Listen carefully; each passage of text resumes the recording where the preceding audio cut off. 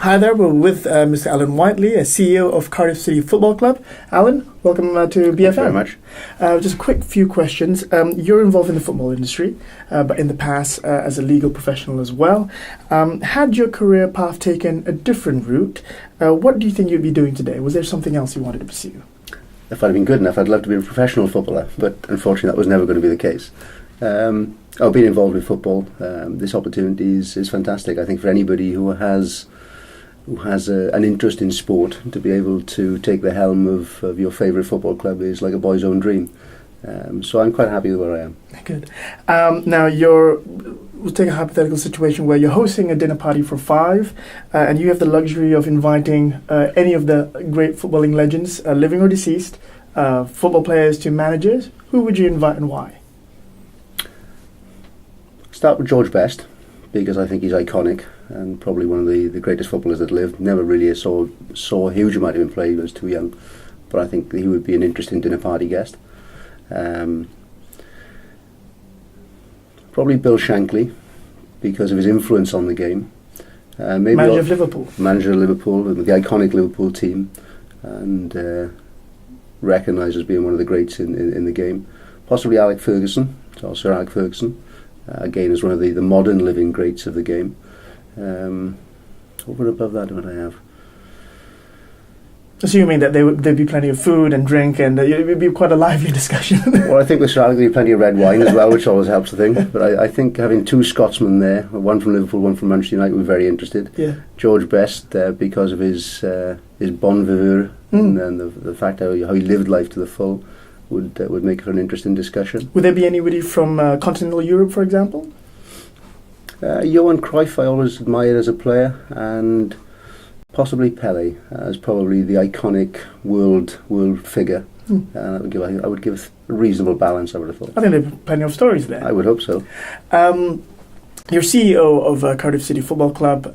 There's a lot of, the management from sort of a macro level as to what needs to be done as a football club. But, let's just say, somebody said, we really need you to make the decisions on 3 players to buy.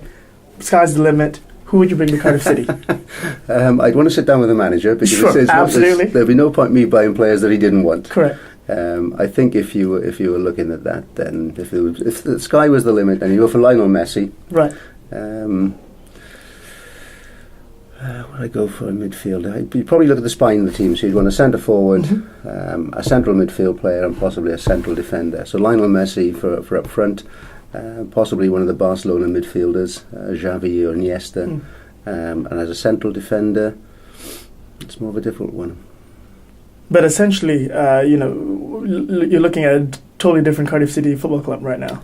A very different Cardiff City. I'm sure it'd do great for the fans. I'm sure the fans would come pouring in to see Messi and people like that. And I think they would take to Wales quite nicely, I think. I would hope so. We're a very friendly country. Now, if there's one thing that there's been a lot of discussion in football about changes to the laws of the game with the advances of technology and so forth, is there something that you would like to see, within the next 5 to 10 years for football to really implement? I think goal-line technology is probably the one that's on everybody's lips, because goal or not a goal can actually be season-defining moments. I think if you can get the technology where you can replay those decisions very, very quickly, so you don't lose the flow of the game, which has always been people's worry, then I think that will be a positive, and I think there's a momentum growing towards that. I think FIFA is certainly starting to look at it very carefully. So I'd quite like to see that come into play, I think. And I can't see why it can't be done. They've done it in other sports quite successfully, in tennis, in cricket, in rugby.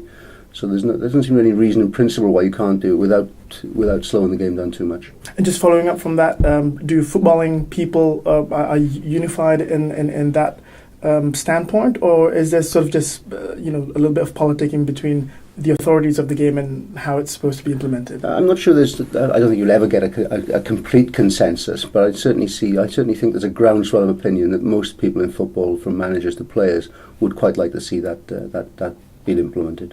Final question. Fans, play such an integral part of any football club. What would be, there'll be many things that you would need to do to sort of appease them, apart from producing a great football team. Is there anything in particular that you'd love to get done so that, not only, everything on the pitch works on well, but everything off the pitch as well? In what sort of? In a sense of reducing price tickets or having a bigger say. What would you like to sort of see happen?